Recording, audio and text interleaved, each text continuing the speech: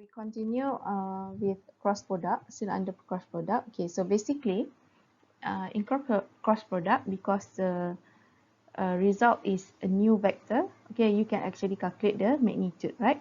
So basically, this is cross product. Okay, so when we square the magnitude of that cross product, so actually you square the element, right? So basically you still remember that this is the element for I, J and K, right? So in cross product, this is the formula to calculate the element, the number for I. This is the formula to calculate number for J, and this is also how to calculate the K, right?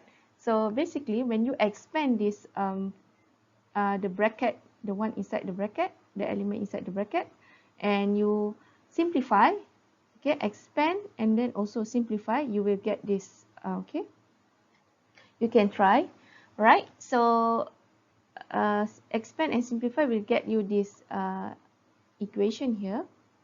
And then as you can see, this u1 square plus u2 square plus u3 square is actually the way you calculate magnitude u, correct? Right? So this one is also the same. This is formula for calculating magnitude v. And this is u1 v1 plus u2 v2 plus u3 v3 square is actually u dot v square. Okay, so you simplify this one in the form of vector, so you get this formula here, right? And then we know that u dot v square is also equal to u square v square cos square theta. So do you guys still remember, if you can connect to what we have learned before? So this is actually, so u dot v equal to magnitude u, magnitude v, cos theta. So do you guys still remember what formula is this? That one is actually formula to calculate the angle, right? So if you still remember, we are trying to find cos theta equal to u dot v over magnitude u times magnitude v. So basically they change because this being square, so this one also being square. Okay, so this is the same thing. And then from there, as you can see, both element here has magnitude u square, magnitude v square. So they factorizing it. So when they factorizing it, so they get this form here. Magnitude u square, magnitude v square, 1 minus cos square theta. Okay, and then from the trigo identity, we know that 1 minus cos square theta is actually equal to sin square theta. So actually this is the final answer for magnitude u cross v square equal to magnitude u square, magnitude v square, sin square theta.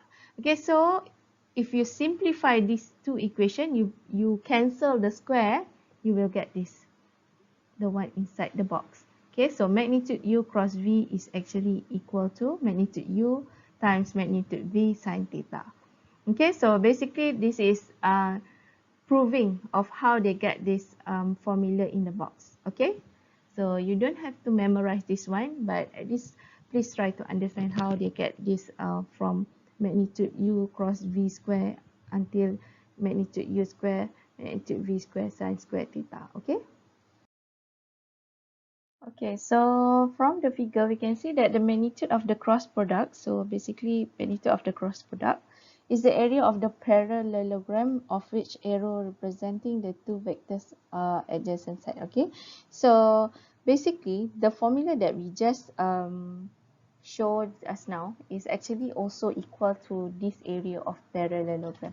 Okay, so basically if they ask you to find the area of parallelogram, okay, basically here, okay, you can use this formula, the magnitude u, magnitude v sin theta, or you can use the finding magnitude of u cross v will give you a value of area of parallelogram also. Okay, so basically we know that this is the area of parallelogram.